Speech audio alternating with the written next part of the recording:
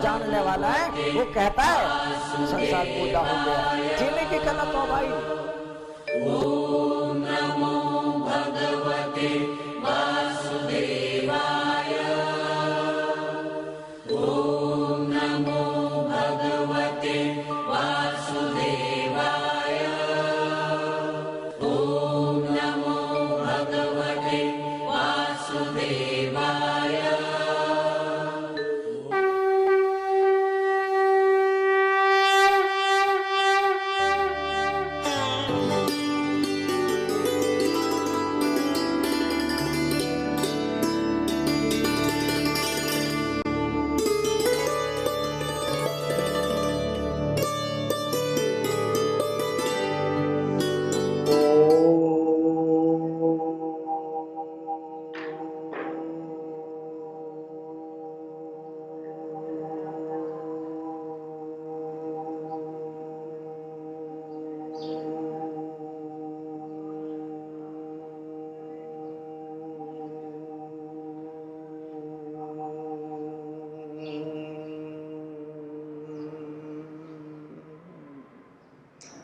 दो मिनट भगवान का नाम लेंगे।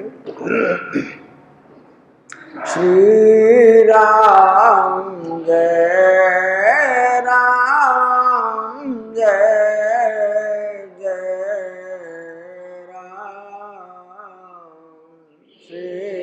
राम।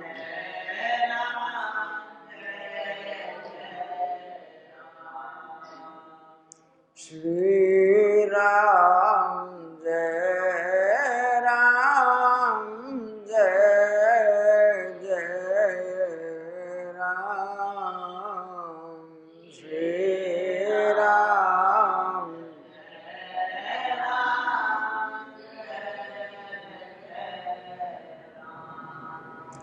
जय राम जय जय राम। श्री राम जय राम जय जय राम। श्री राम जय राम जय जय राम। श्री राम श्री राम जय राम जय जय राम। श्री राम जय राम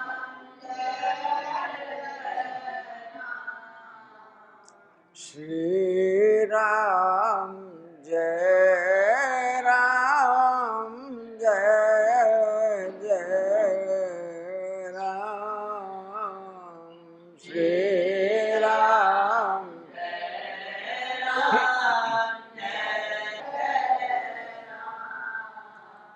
श्री राम जय राम जय जय राम।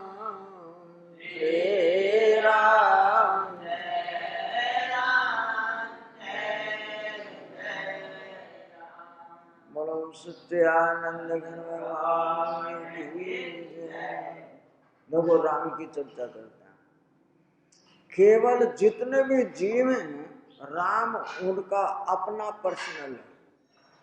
जो चीज जेब में रखी जाती है ना वो भी पराई है। जो जिह्वा से बोली जाती है वो गुणकारी तो है, लेकिन जिह्वा की सामर्थ्य उसको बोलने की नहीं है। यानी ये विचार करने वाली बात है कि जो मेरी पर्सनल चीज है, जो केवल मैं ही हूं, वो मेरे से भिन्न हूं, लेकिन मैं अपने आप को जानना नहीं चाहता हूं, पराये को जानना चाहता हूं। और जो पराया है वो छिनेगा, छूटेगा, बटेगा, बीमार होगा, लुटेगा। उसमें सारी बीमारियां हैं पराये में। उस पराये के वजह से मैं स्वयं बीमार हो जाता हूं। यानी विचार करके देखना, एक माई का छोटा बच्चा है, 5 या 6 साल का, वो बीमार हो गया। पहले बुखार हुआ, फिर फुंसी निकल आई, बुखार और तेज हो गया। फुंसी ने छोटा नहीं, पूरी की पूरी पिंडली को ही सूज गई। ये पैर का घुटने से नीचे का हिस्सा वो सूज गया। अब जब तक वो उसको गर्म पानी से धोती या सिकाई करती तब तक वो बढ़ता ही गया। वो एक दिन डॉक्टर के पास गई, कहती है डॉक्टर साहब इस बालक को पैर में फुंसी निकली है।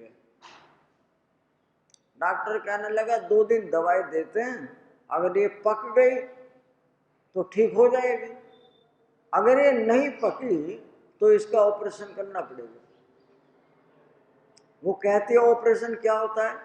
इसके पैर में से इस फुंसी को निकाल देंगे काट करके, फिर इसका जख्म भर जाएगा, ठीक हो जाएगा। वो कहने लगी मैं बालक का पैर तो नहीं कटवाने की माई, अगर ठीक कराना है पैर को तो बीमारी को निकालना पड़ता है, इसलिए इसका कुछ बिगड़ेगा नहीं, जल्दी ठीक हो जाएगा। डॉक्टर 2 दिन दवाई देता है लेकिन वो पक नहीं रही है, अभी भी वो और मोटी हो रही है। डॉक्टर कहता अब ऑपरेशन इसका इलाज है। उस बालक को लेकर फिर डॉक्टर के पास गई। डॉक्टर ने कहा तुम यहाँ बैठ जाओ बाहर, हम इसका ऑपरेशन अंदर करेंगे ऑपरेशन थिएटर में। बुढ़िया बाहर बैठ गई। बालक को इंजेक्शन तो लगा दिया, जब तक तो कोई बात नहीं है, वो पैर में सुन्न हो जाता है, उस पैर में दर्द नहीं लगेगा जिसमें उसने ऑपरेशन करना है। लेकिन वे उन यंत्रों को देखकर जिनके द्वारा ऑपरेशन करना है उन्हें देखकर बालक की चीख निकल गई, माँ ये डॉक्टर मुझे काट डालेगा। माँ पहले ही डर रही थी। यानी विचार करके देखना जो मैं कहना चाहता हूं कि माँ को चक्कर आया और वो बेंच पे से नीचे गिर गई। दूसरे जो डॉक्टर के पास आने वाले लोग थे कहने लगे डॉक्टर साहब बालक को छोड़ो, पहले बुढ़िया का इलाज करो, बुढ़िया मर जाएगी, ऊपर से गिर गई। तो जो पराया है मेरे से अलग है, दर्द उसको होना चाहिए, जिसका बालक का ऑपरेशन होना उसे दर्द होना चाहिए। लेकिन यहाँ दर्द माँ को है, बालक को दर्द नहीं है। बालक को तो इंजेक्शन लगा के पैर शून्य कर दिया, तो देख कर डर रहा है। इसलिए यहाँ हम मेरे से बंधे हुआ है, जो मेरा है वो पहले से ही पराया है, और जो पराया है मुझे उसने पकड़ रखा है। कोई मेरे से ये कहे, एक बाबा को कहा हमने कि बाबा अब तुम्हारी उम्र 80 के आसपास है, ये घर तुम्हारा नहीं है, इस घर को तुम्हें छोड़कर जाना पड़ेगा, इसलिए परमात्मा का भजन करना शुरू कर दो। ये परमात्मा का भजन करता तो हूं मैं, ऐसे नहीं वानप्रस्थ अवस्था में घर बार छोड़ करके कहीं आश्रम में किसी मंदिर में चले जाओ। तो कहता बालक नहीं छोड़ते हैं। बालक नहीं छोड़ते या बालकों को तुम नहीं छोड़ना चाहते हो।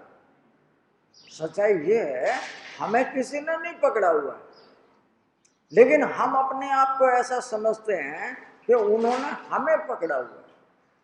जब कोई बीमार हो जाता है और ज्यादा बीमार हो जाए, उसे 2 दिन 4 दिन तो लोग देखने आते हैं जो उससे संबंध रखते हैं। उसके बाद कहते हैं कोई काम छोड़ने की चीज थोड़ी है, ये बूढ़ा अगर बीमार पड़ा रहा तो हम रोज इसी के पास रहेंगे।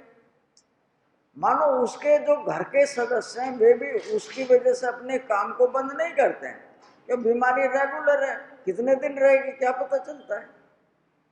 इसलिए मैं उन मेरों से बंधा होकर के दर्द मानता हूं। परमात्मा कहता है ये सारा का सारा बगीचा मेरा है। जैसे जिसने जो कर्म किए थे उनके अनुसार किसी को चोट लग जाती है, कोई बीमार हो जाता है, किसी की को टेंशन हो जाती है, कोई परमानेंट बीमार हो जाता है, किसी की अच्छी खासी दुकान चल रही थी, दुकान पिट जाती है, उसे रात भर नींद नहीं आती है। और कोई 10 आदमी जितना कमाते उतना अकेले कमा कर ले आता है। तो परमात्मा ने जो कल मैंने किया था उसके परिणाम अनुसार आज वो हमें दे रहा है, लेकिन हम उसको हटा करके कहते हैं हम कर रहे हैं। जो हम करेंगे तो दर्द हमें होगा, बीमारी हमें होगी, चिंता हमें होगी, गरीबी हमारे पास आएगी, झगड़ा फसाद हमारे द्वारा होगा। और संत कहते हैं यहाँ तुम कुछ नहीं करते हो, जो कल करके आए हो उसके बदले में ही सब कुछ भोगना पड़ता है। और जो कल के बदले में भोग रहे हो वो तुम्हारे दर्द का कारण बना हुआ है। क्यों बना है? कि तुम अच्छे और बुरे दोनों को जानते हो। कल के किए के अनुसार मेरी बुद्धि मलिन हो गई है, मैं समझता हूं काट लो पराया खेत है, क्या फर्क पड़ता है। विचार भी करता हूं कि मैं खेत तो काटूंगा दूसरे का, काश वो मालिक आ गया तो क्या होगा। तो अपने आप ही जवाब दे लेता है, सारी दुनिया ऐसे कर रही है, तुम भी कर लो तो क्या फर्क पड़ता है। अब जब हम दूसरे का खेत काटेंगे और मालिक आ जाए तो हमें कैसा लगेगा, उसको कैसा लगेगा।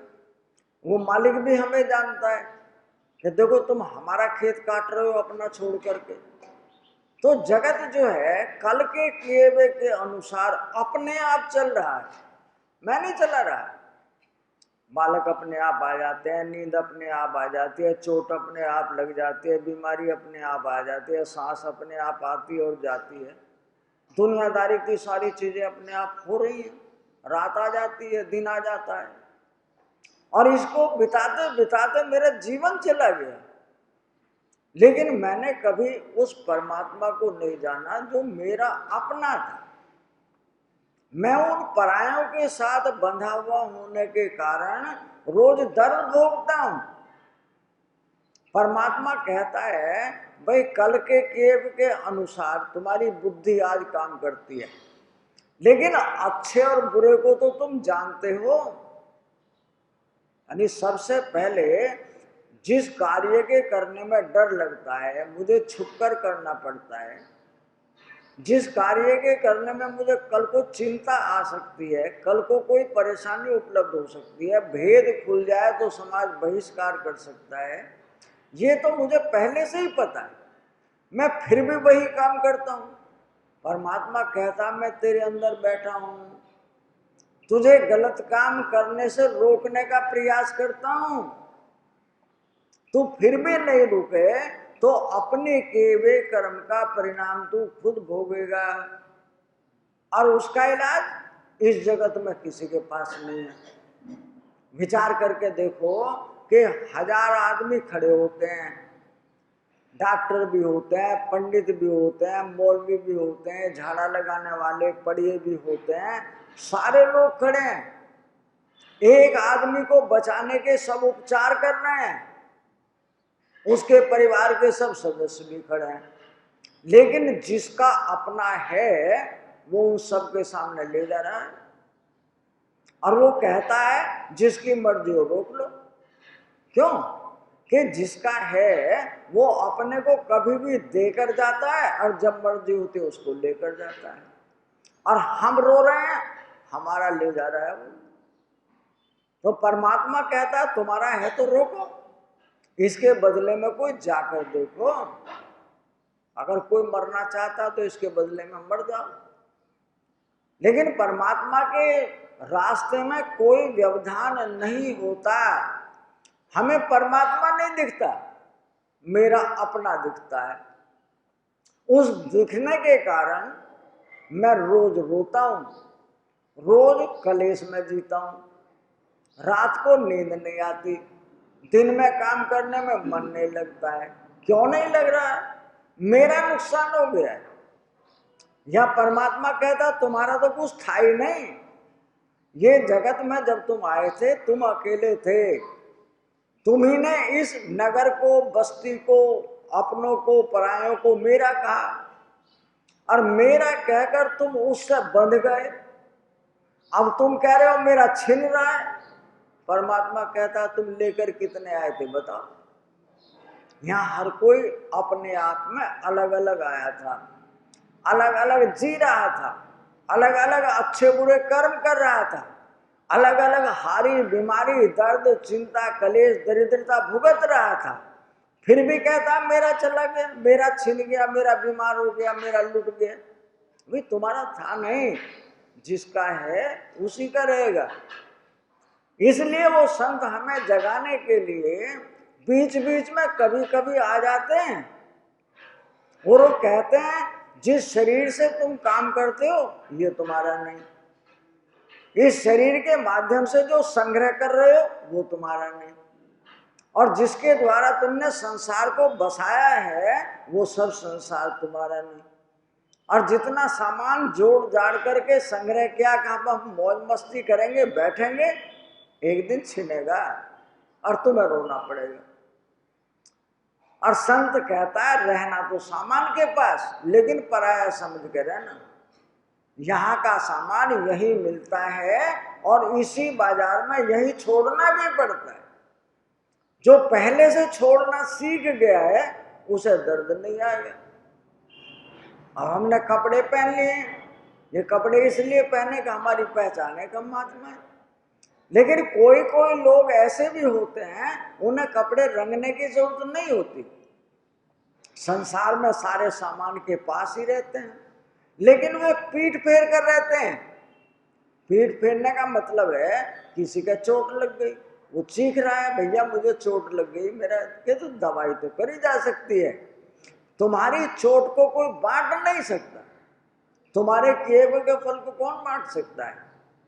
इसलिए यहाँ हर कोई केवल अपने आप को बचाता है, अपने आप ही दर्द भोगता है, अपने आप अकेला ही सोता है, अपने आप अकेला ही अच्छे और बुरे कर्म करता है, और इस साजो सामान को जोड़ करके खुद उस सामान में बंधता है, और बंधन के बाद में एक दिन उसे छोड़ना पड़ता है। तो जो आता है जो जोड़ता है अच्छा लगता है, जब छूटता है छिनता है बंटता है बीमार होता है ठगा जाता है तब रोता है। तो उस रोने से पहले जगाने वाला जगाने के लिए आ गया। ये बाजार तुम्हारा है ही नहीं, बाजार पहले से ही लगा हुआ था, मैं लगे हुए बाजार में खुद ही आया था, मैंने इस बाजार में सुख ढूंढे थे। लेकिन और जो संसार को मेरा कहता है वो संसार को अपना कहकर चलता है, लेकिन जो पीठ फेर कर चला है उसे जानकारी है, उसे अकेले को जीना आ गया है।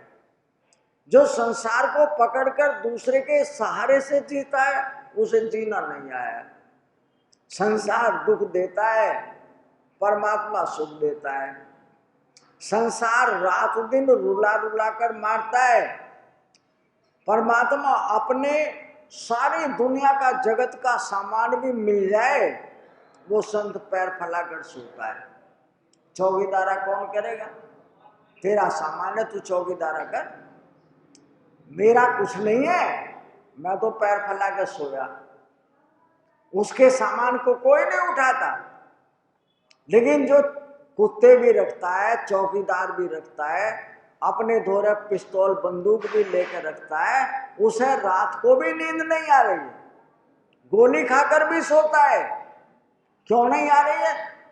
कोई मार ना जाए, कोई लूट कर ना ले जाए, कोई छीन कर ना ले जाए।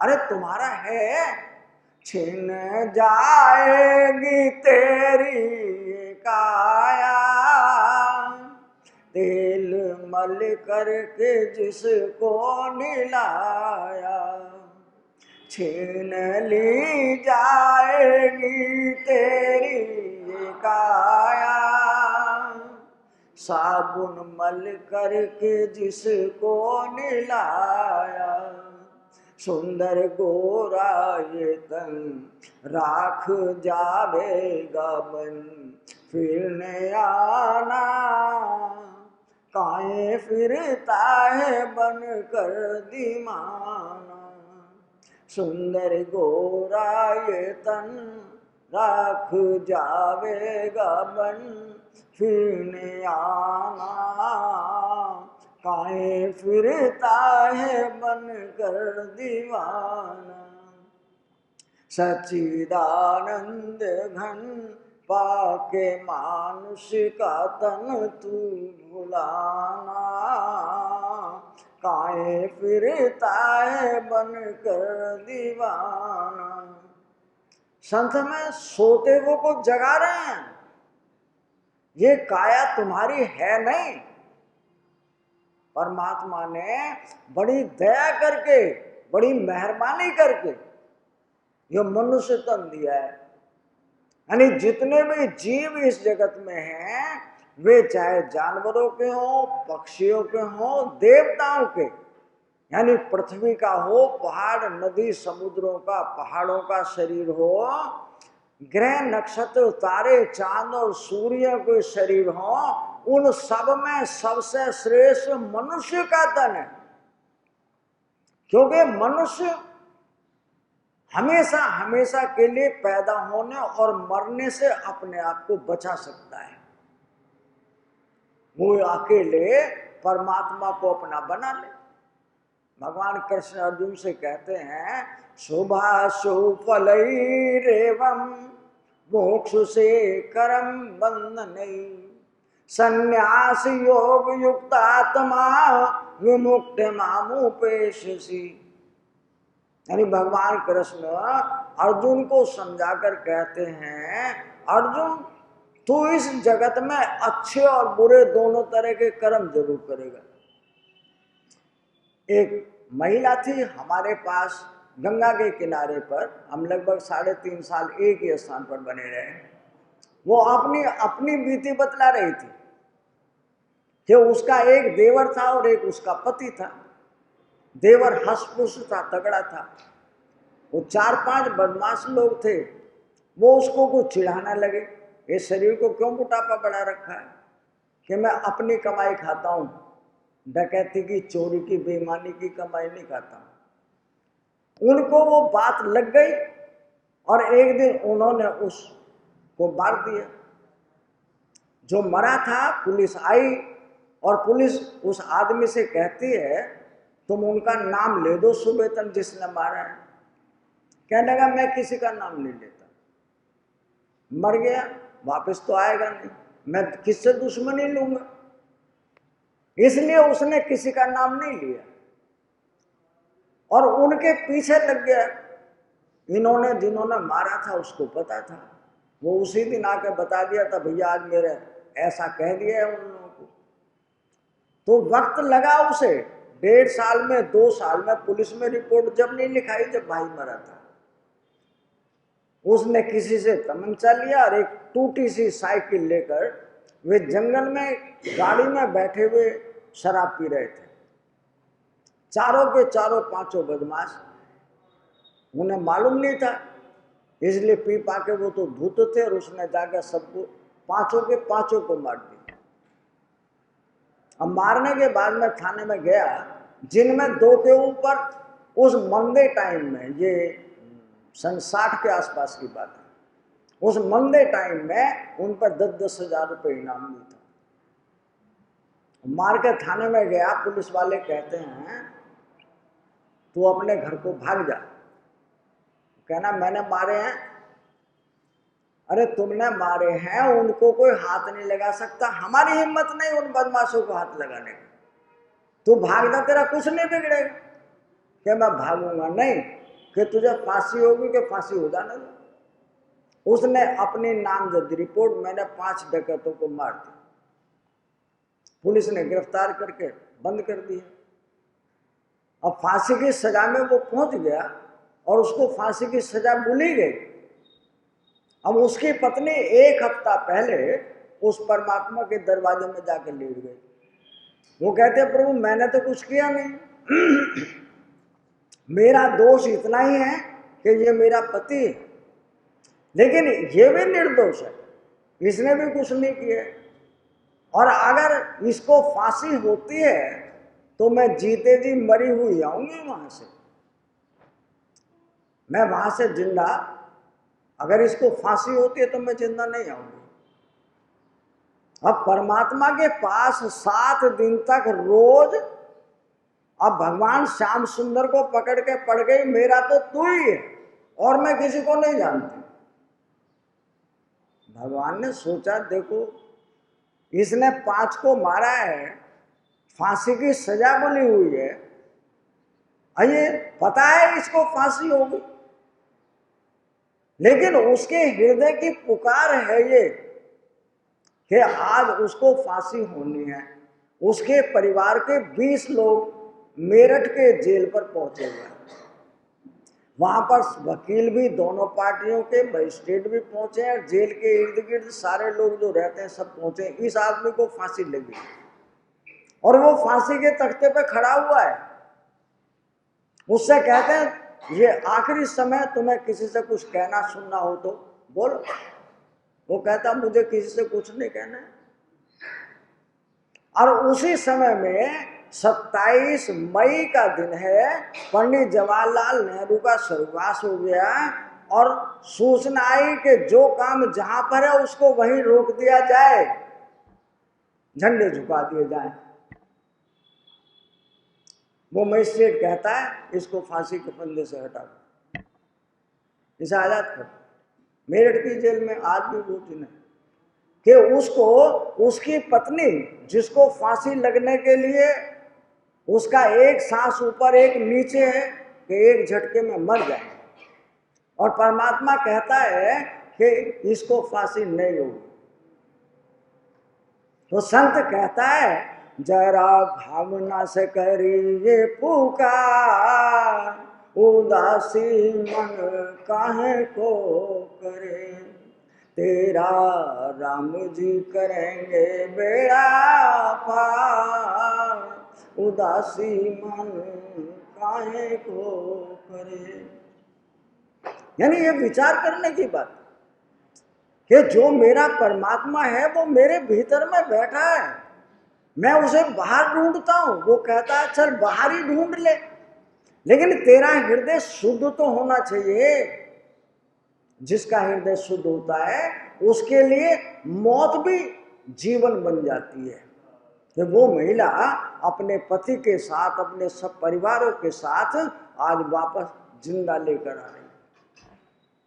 जिसको पहले से पता है, यानी उसके लिए उसकी आंखों में पहले रोती थी, आज खुशी के आंसू भी उसके पास नहीं है। हे प्रभु मेरा नहीं है तुम्हारा है, तुम ही ने लौटा है। इसलिए उस परमात्मा को धन्यवाद देती है। और एक हम हैं, अगर कोई जरा सा काम किया तो फूले नहीं समाते, और कोई काम बिगड़ गया तो उसके ऊपर इतनी बौछार पड़ती है अपमान की कि उसे जीना मुश्किल हो जाता है, वो मर जाता है। और यहां सब कुछ तुम कर नहीं सकते, सब कुछ परमात्मा ही करता है। किसी को सिर पर पगड़ी बांध देता है, कलंगी बांध देता है, उसके लोग तारीफ करते हैं, और किसी का इतना अपमान कर देता है उसे सारी जिंदगी बोलने के उसका मुंह सील देता है, वो बोल नहीं सकता है। तो जो सब कुछ करता धरता है उसको मैंने छोड़ दिया, और जो संसार में अपने आप हो रहा है, संसार परमात्मा का अपने आप चल रहा है, मैं उस चलते हुए परमात्मा को कहता हूं मैं कर रहा हूं। तो परमात्मा कहता है इस जगत में जीने की कला सीखो, केवल परमात्मा हम सबका अपना अपना अलग अलग।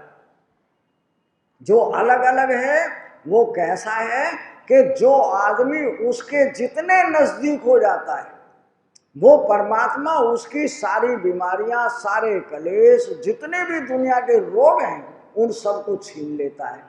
जो परमात्मा के करीब पहुंच जाता है, और जो उसके इर्द गिर्द रहते हैं, उसके आसपास रहते हैं, उनमें भी सुगंध पैदा हो जाती है।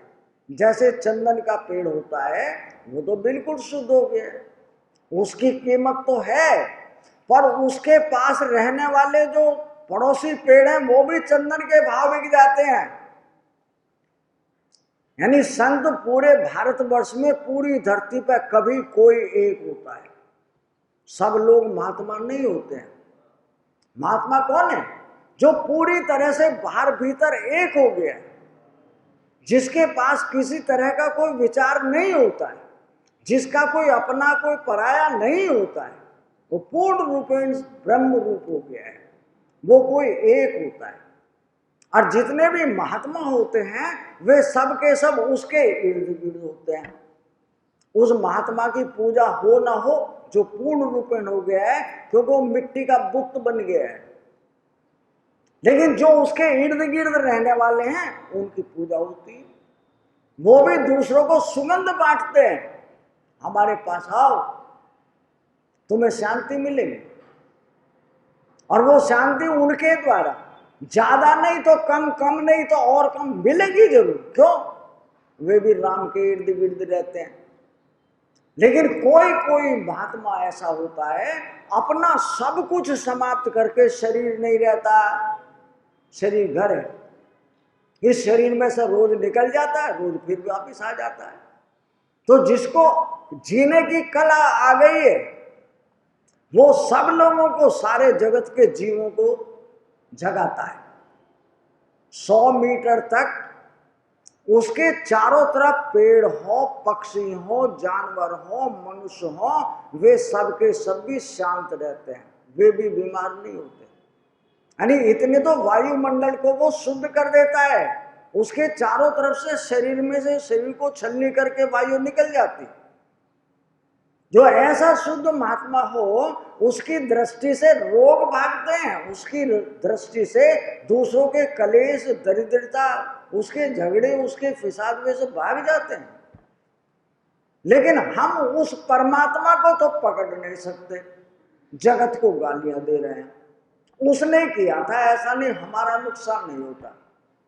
यहाँ कोई कुछ नहीं करता है, बिना परमात्मा के कोई आ ही नहीं सकता।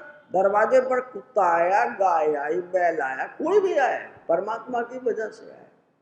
दूसरी एक चीज समझ के देखो, अगर तुम्हारे घर पे कोई आदमी पहुंचा है और वो कहता माई एक रोटी, तुम कहती हो बाबा आगे जाओ। विचार करना, अगर कोई अपने पास से रोटी खिलाता है तो वो उसी की रोटी खाता है जिसको तुम दे रहे हो।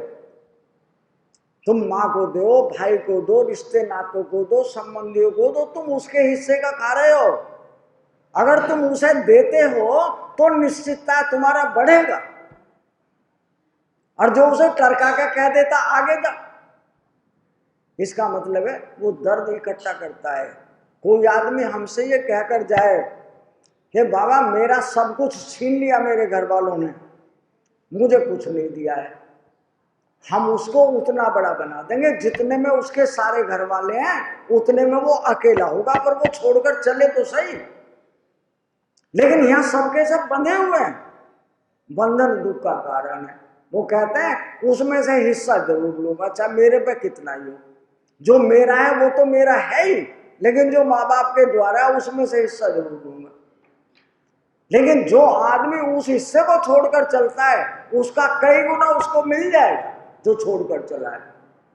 हम अपने माँ बाप को रोटी नहीं देते, हम माँ बाप को समझते माँ बाप ज्यादा खा जाएंगे, वे बीमार हो जाएंगे, उनके पास को आने जाने वाले हैं, वे हमारा खा जाएंगे।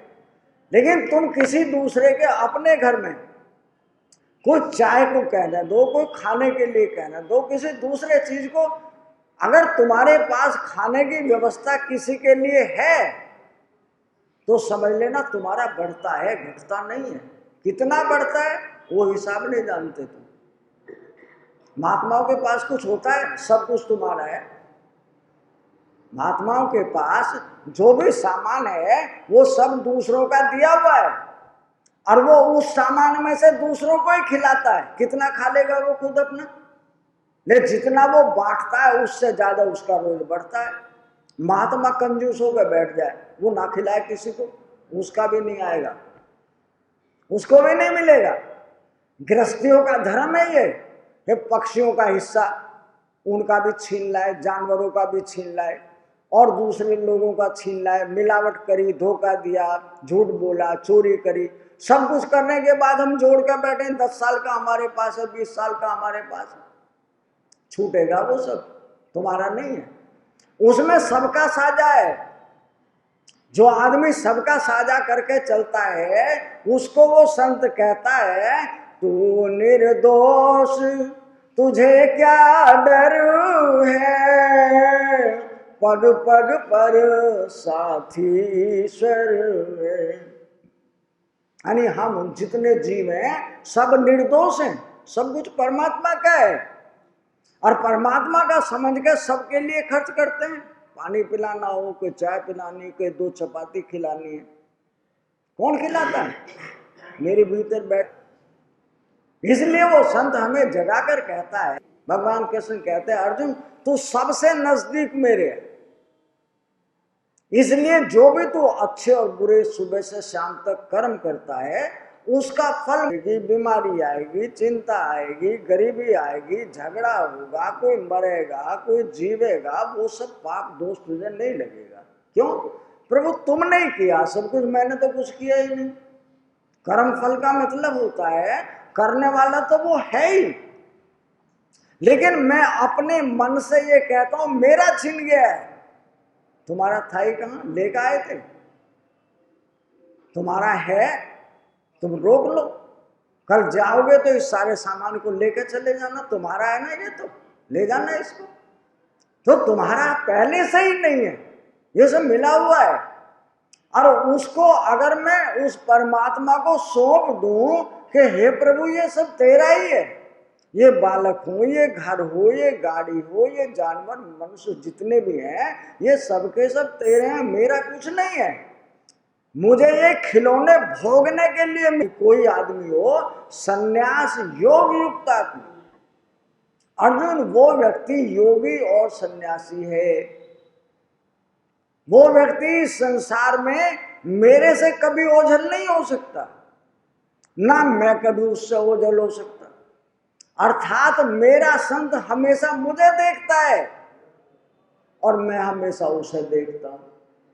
मेरा संत कभी भी कुसंग में जाए, कहीं बीमारी हो जाए, कहीं उसे कोई कलेश हो जाए, उसका सारी का मालिक मैं हूं। जैसे मां का छोटा सा बालक वो रात को रोता है, मां उसकी भगवान है, वो कहीं सिकाई करती है, कहीं दवाई देती है, कहीं पानी पिलाती है, कहीं दूध पिलाती, रात भर नहीं सोती। क्यों नहीं सो रही है? राम उसको दूध पिला रहा है, माँ उसकी राम है, बच्चा भी उसका राम है, बच्चा भी माई माँ कहता है, चाहे माँ उसको थपेड़ भी देती है, डांट भी देती है, फिर गले लगा लेती है। तो कौन है? जब माँ भी मैं ही हूं और बेटा भी मैं ही हूं, दोनों में भिन्नता नहीं होती है, तो उस अर्जुन को कहते हैं, अर्जुन तुम सबसे नजदीक मेरे हो, तुम अपना सारा कुछ मुझे सौंप दे और तू आजाद हो जा। यानी ना तू कभी मर पाएगा, ना कभी तुझे दर्द आएगा, ना कभी तुझे बीमारी आएगी, सारे दोष जितने भी हैं वे सब के सब मेरे, और तू सुखी हो जा। तो कोई संत आपके बीच में आके चेताए भी, फिर भी तुम ये नहीं कहोगे हे प्रभु ये सब तेरा है, तुम कहते हो हे प्रभु ये सब मेरा है। और जो मेरा है वो तुम्हारा है नहीं। आज तक कोई आदमी यहां से कुछ लेके गया हो तो बता दो, तुम्हारा है तो लेके जाके दिखाओ। यहां का माल केवल भुगतने के लिए, भोगने के लिए मिला, इस्तेमाल करने के लिए मिला है, हम जोड़ने पर लगे हैं उसको। जो जोड़ता है वो बंधता है, जो जोड़ता है वो छीनने के लिए, बीमार होने के लिए, चिंता देने के लिए, और तुम खर्चोगे वो बढ़ेगा। लेकिन हमें ना वो खर्चना आता है, ना उसको इस्तेमाल करना आता है, ना उसको हमें सेवा के रूप में खर्च करना आता है। तो फिर क्या होगा उसका? 3 ही दिशाएं होती है धन की। एक पहली दिशा है कि दान दो, सेवा करो। दूसरी दिशा है अपने हाथ से खर्च करो, जैसे मर्जी खर्च करो, जो खर्च करोगे, लेकिन वो ऐसा ना हो जो तुम्हें बीमार बना दे। खर्च करो, कोई शराब पीने लगे, कोई वैश्यावृत्ति करने लगे, कहीं ऐसी जगह खर्च करे, वो खर्च नहीं किया उसने। खर्च करने का मतलब होता है अपने हाथ से सेवा करना, दान देना, या घर बनाना, मकान लेना, बालकों की पढ़ाई पे खर्च करना, ये खर्च करना कहलाता है। जो खर्च किया है तो दर्द नहीं होगा, जो जुड़ा हुआ है उसको भुगतने के लिए आना पड़ता है, वो बंधन का कारण है। इसलिए हमारे संत हमें बीच बीच में जगाने के लिए आते हैं। ये कृष्ण हमारा माध्यम है। हे कृष्ण अर्जुन के माध्यम से, अपने संत के माध्यम से कहता है कि तुम ज्यादा नहीं अर्जुन, मैं केवल तुम्हें कहता हूं, तुम अपने आप को बचा सकते हो, इस सारे जगत को नहीं बचा सकते हो, क्योंकि तुम मेरे सबसे नजदीक हो। मुझे अपना संत बहुत प्रिय है। कैसा है? अनन्य चेता सततम यो माम स्मृति नित्य से, तस्याहं सुलभे पार्थ नित्य योग युक्त योगी ने। अनन्य चेता, वो सारी दुनिया का काम करता है लेकिन फिर मेरे पास आकर बैठ जाता है। अर्जुन को कह रहे हैं, हे अर्जुन, जो सारी दुनिया का काम ना करेगा तो रोटी कहां से खाएगा? काम नहीं करेगा तो परिवार का, इनका सबका गुजारा कैसे होगा? इस संसार के सब काम करना, लेकिन काम करने के बाद मेरे पास आ जाना। जो काम का बंधन था वो बाहर रह गया, तुम्हें नहीं लगेगा। इसलिए उसको कहते हैं अनन्य चेता, जो सब प्रकार से मेरा भजन करता है।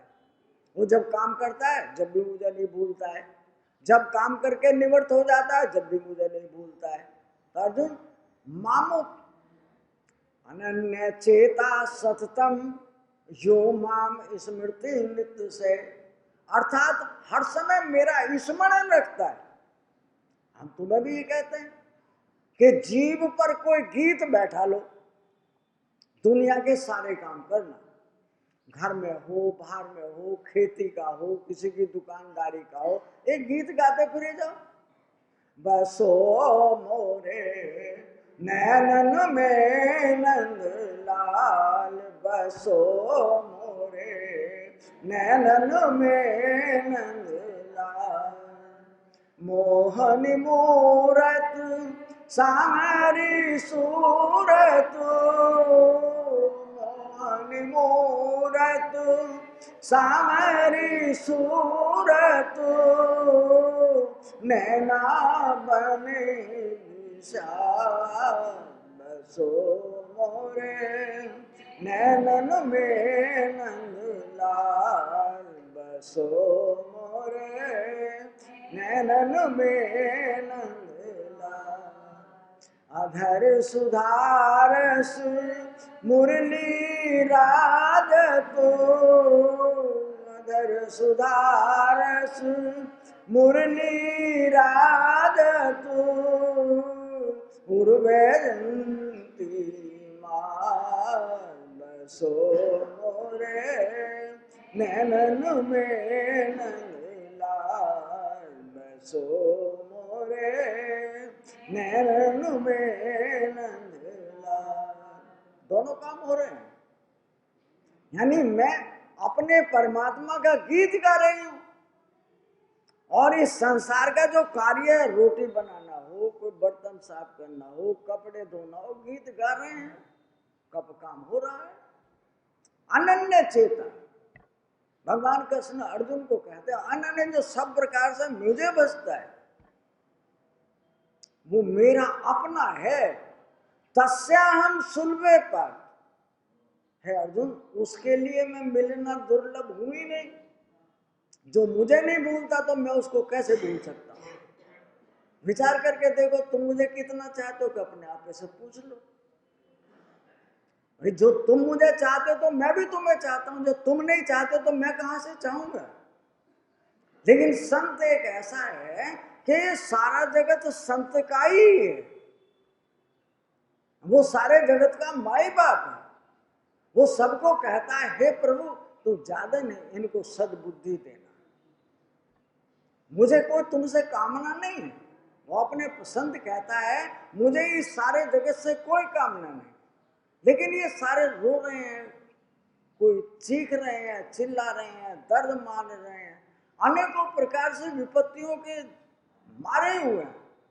तो ज्यादा नहीं, इनको सद्बुद्धि देना।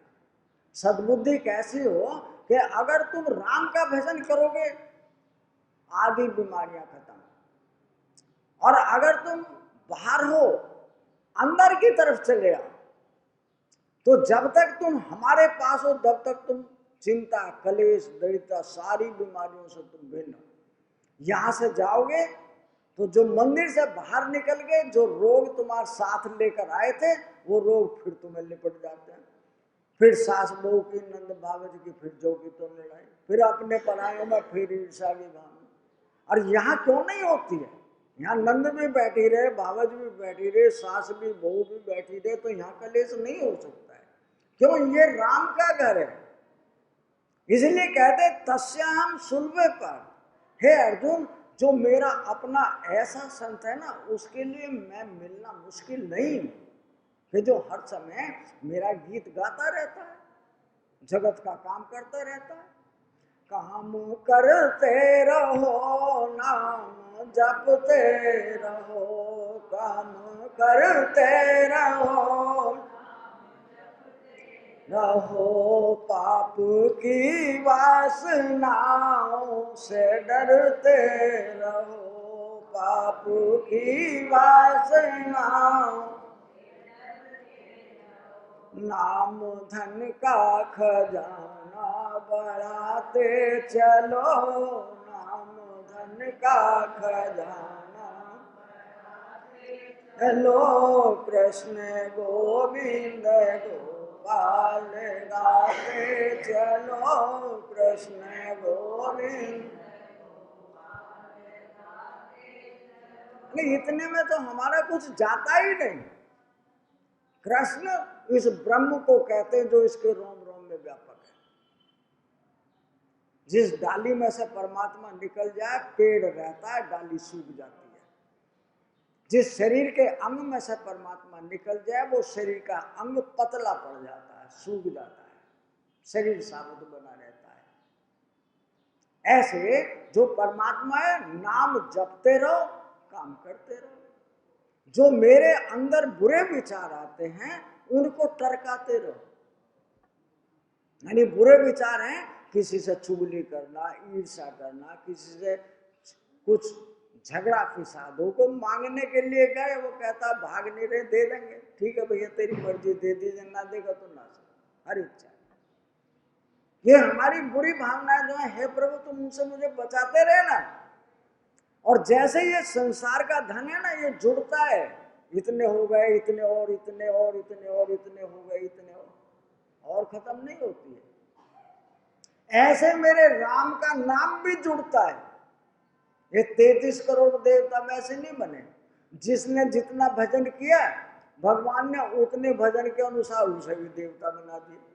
तू पीपल बन जा, तू बड़ बन जा, तू नीलकंठ बन जा, तू कौवा बन जा, किसी को कह दिया तो गाय बन जा, किसी को तो पंडित बन जा, एक किसी को चांद और सूर्य, किसी को जो है ग्रह नक्षत्र तारे बना दिए। वे सब के सब 33 करोड़ देवता क्या है? सब देते हैं। मनुष्य एक ऐसा, वो सबका लेकर खा जाए, लेकिन इसका पेट नहीं भर सकता। आप विचार करो, जितने भी पेड़ हैं, बुरे से बुरा पेड़ भी तुम्हें कुछ देता है, तुमसे लेता कुछ नहीं। यहाँ तक कि हम उनका दिया जीवन जी रहे हैं, वो हमारे मुंह से निकली हुई वायु को वो खाते हैं और शुद्ध वायु को हमें देते हैं, जिससे हम जी रहे हैं। हम उनका उपकार, उनके सौऋण हो सकते हैं। परमात्मा ने अपनी सृष्टि को ऐसा बनाया है कि हम सब एक दूसरे के पूरक हैं, फिर भी हम उसे नहीं समझ पा रहे हैं। ये संत हमें जगाकर कहता है कि तुम केवल परमात्मा के अपने, कब? भाई जिसको कोई महात्मा नहीं मिले, कोई तीर्थ में ना जाए, किसी ने सत्य शास्त्र का पठन ना करा हो, अगर वो कोई गलत करता है तो उसे कोई पाप नहीं लग रहा है, लगेगा तो अपना भोग रहा है वो। लेकिन जो जानता भी हो और सुनावा भी हो और पढ़ावा भी हो, और उसके बावजूद भी वही करता है कि जो गलत है, भगवान कहता है कि तुझे सबसे ज्यादा दंड मिलेगा। तुझे पता है ये काम गलत है और फिर भी कर रहा है। तो संत जगाकर कहता है कि जितना तुम ज्यादा राम नाम के धन को जोड़ लोगे, कल का भविष्य ठीक होगा। आज मन में शांति रहेगी, घर में कलेश नहीं आएगा, घर में गरीबी नहीं आएगी, जितना जरूर मिलता रहेगा, जो घर का काम चलता रहेगा, कोई परेशानी नहीं होगी। लेकिन मेरे जब दिन अच्छे हो जाते हैं, मैं जब सबसे पहले राम को भूलता हूं। विचार करके देख लेना। जब भीड़ पड़ती है, राम मेरा माई बाप, राम के गीत, राम की कथा, राम का सत्संग, दिन बदल गए तो यहाँ आना ही छोड़ दे, भगवान के गीत गाना छोड़ दे। क्यों? धन ही सब कुछ है, लेकिन धन यहाँ का यही मिलता है, यही छूटता है। तुम यहाँ से ना लेकर जा सकते, ना लेकर आए थे। यहाँ का माल, परमात्मा कहता है ये नगर मेरा है, इसका नाम लंका है। लंका में कोई कोई विभीषण होता है जो सारे सामान के साथ रहते हुए भी उतना ही खाता है जितने की जरूरत है, उतना ही पहनता है जिससे उसका तन ढका जा सकता है। ना उसकी जोड़ने की कामना, ना ले जाने की कामना, कुछ ढूंढने की, कुछ भी उसका कोई कामना नहीं रहती है। अब वो संत तुम्हें भी जगा कर कहता है खूब खाना, खूब पहनना, खूब खर्च करना, कल की कामना मन करना कि मैं इतना जोड़ कर छोड़ जाऊं जो बालकों का गुजारा हो जाए। जो बालक हैं उनके भाग में पहले से कुछ लिखा हुआ है, वे अपने आप अपना कारोबार करेंगे, तुमसे ज्यादा अच्छे रह जाएंगे। लेकिन आज की मनोवृत्तियां बच्चों की बिगड़ती जा रही हैं, सहनशीलता, धैर्य खत्म हो गया है। जो माँ बाप कुछ कह दें, कोई गुरुजी कुछ कह दे तो गले में फांसी लगा के मरने को तैयार खड़े हैं। धैर्य खत्म हो गया। इसलिए अरे संसार है, दुनिया जी रही है, लेकिन हम उस परमात्मा को छोड़कर जो जगत में जी रहे तो दर्द का कारण बना है। परमात्मा को मेरा हर घर में जाओ, तुम रामायण का पाठ शुरू करवा दो, ज्यादा नहीं, दो है। इनके बीच में 12 चौपाइयां हैं, उन 12 चौपाइयों की हिंदी जरूर पढ़ोगे। अगर किसी को टेंशन हो जाए, कोई बीमार हो जाए, घर में कलेश आ जाए तो हमें बता देना, पर पढ़ना ध्यान से। एक घर में अगर एक आदमी पढ़ता हो, जब 10 आदमी उसमें रहते हो तो भी उसमें अमन रहेगा, तो भी शांति रहेगी। रामायण तो एक महात्मा ने लिखी हुई है। वो क्या कहता है? वो कहता है कि तुम यहां कुछ नहीं करते। आप सुंदरकांड में पढ़ो, हे प्रभु शिव जी तुम हो, ब्रह्मा तुम हो, विष्णु तुम हो, शेष तुम हो, सब कुछ तुम ही तुम हो। और उसके बावजूद मैं कहता हूं मेरा, मैं करता हूं। अरे तुम कहां से करते हो जब सब तुम ही तुम हो? लेकिन हम उस परमात्मा को जो मेरा अपना है उसे भूल गए, और जो पराया है उसको पकड़ कर बैठे हैं। भाई पराया तो दर्द देता है, पराया शांति से सोने नहीं देने का है, ना शांति से तुम्हें जीने देने का है। इसलिए उस पराये को, परमात्मा को सौंप दो और तुम सुखी हो जाओ। 2 मिनट भगवान का नाम लेंगे। गोविंदा गोपाला गोविंदा मेरा मुरली मनोहर लाला।